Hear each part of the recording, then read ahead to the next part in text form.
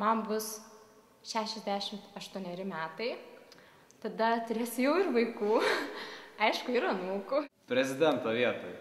Fermą turėsiu, auginsiu daug gyvūnų, turbūt kokį daržą, tokį nemažą. Gal neturėsiu daug raukšlių, bet įsivaizduoju, kad dirbsiu savo mėgiamą darbą.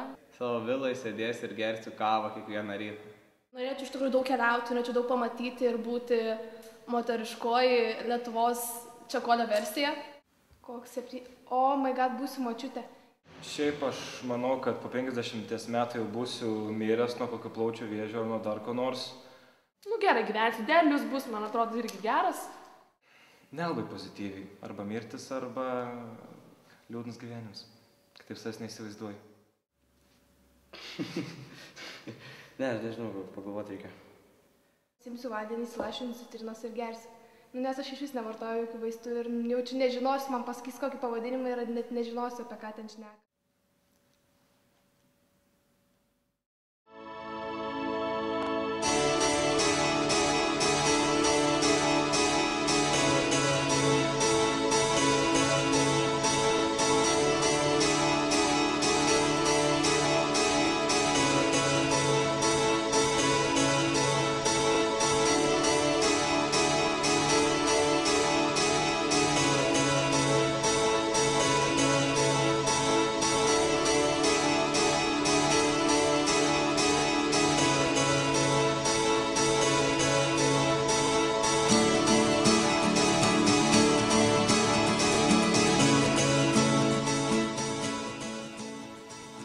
Manau, būsiu laimingas.